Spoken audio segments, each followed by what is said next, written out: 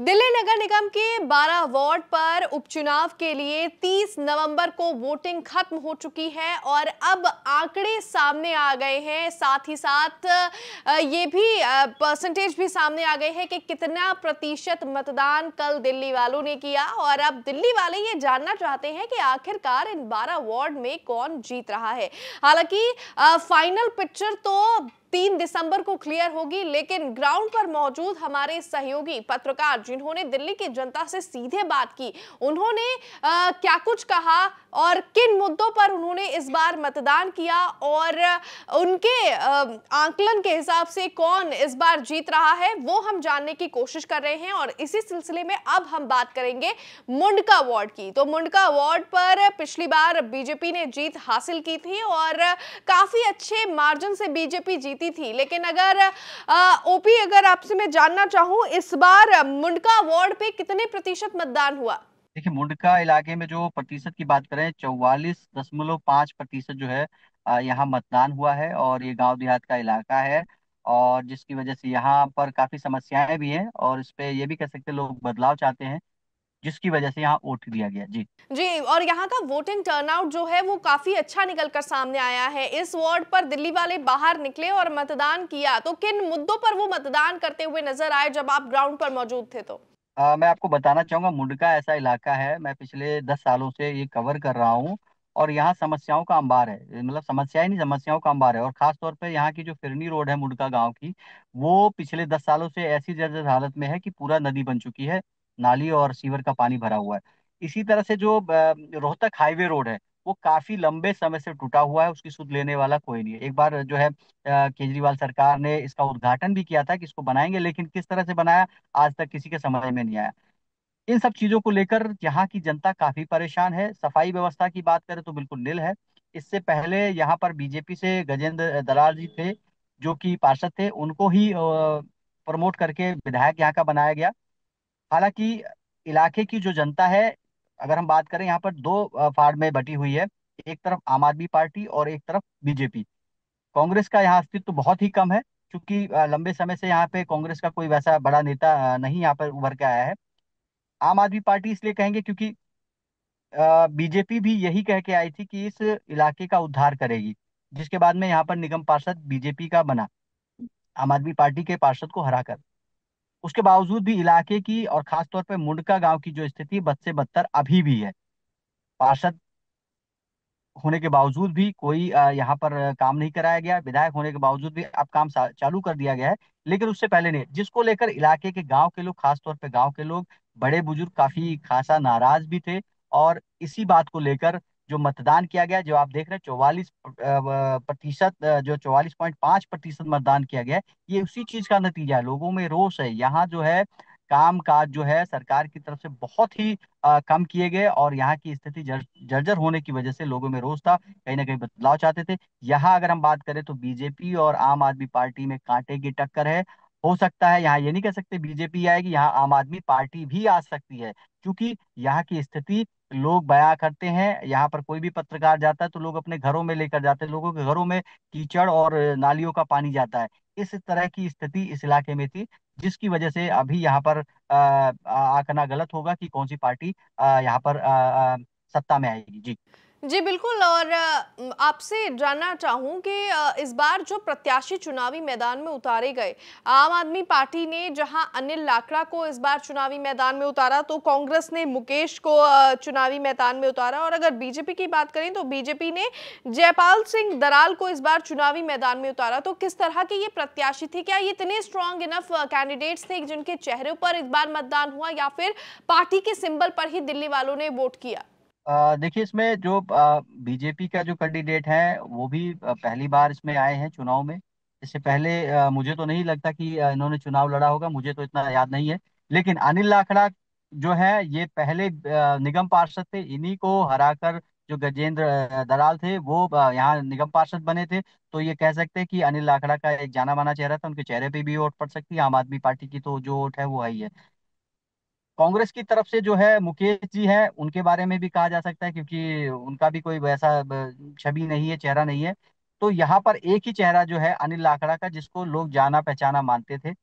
BJP का जो चेहरा था वो भी, क्योंकि गांव देहात में उनको चीनी पहलवान, चीनी प्रधान के नाम से जानते हैं इलाके में, तो उनका भी चेहरा जाना पहचाना था। हालांकि टक्कर भी इन्हीं दोनों में है, भाजपा और जो है आम आदमी पार्टी में।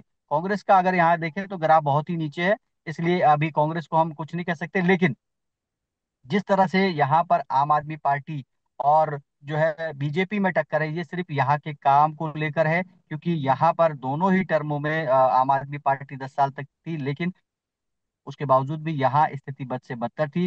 रोहतक रोड आज भी टूटा पड़ा है, आज भी वहाँ जल भराव होता है, बारिश के दिनों में ये पूरा इलाका जलमग्न हो जाता है, बाढ़ जैसी स्थिति हो जाती है। इससे यहाँ रहने वाले लोग, जो गांव देहात के लोग हैं, वो काफी नाखुश हैं। और 3 तारीख को यहाँ का जो फैसला होगा जनता जनार्दन का, मैं ये कहता हूँ चौंकाने वाला फैसला होगा, कि आम आदमी पार्टी आएगी या बीजेपी आएगी। तो यहाँ जो परसेंटेज है, काफी अच्छी परसेंटेज से, काफी अच्छे मार्जिन से यहाँ पर वोटिंग हुई है।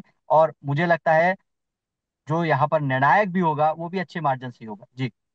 जी ओपी, और ऐसा अक्सर देखा गया है कि जिस पार्टी का विधायक होता है दिल्ली में, दिल्ली वाले बहुत सोच समझ के वोट करते हैं। वो कोशिश करते हैं, वो उम्मीद करते हैं कि जिसका विधायक है वह उसी पार्टी का पार्षद हो। तो क्या मुंडका वार्ड पे इस तरह की कुछ स्थिति बनती हुई नजर आ रही है? देखिए, मुंडका ऐसी जगह है, मुंडका का ये वार्ड जो है वो ऐसी जगह है, ये जाट बहुल इलाका है, यहाँ पर अनऑथराइज कॉलोनियां भी हैं और गांव देहात है।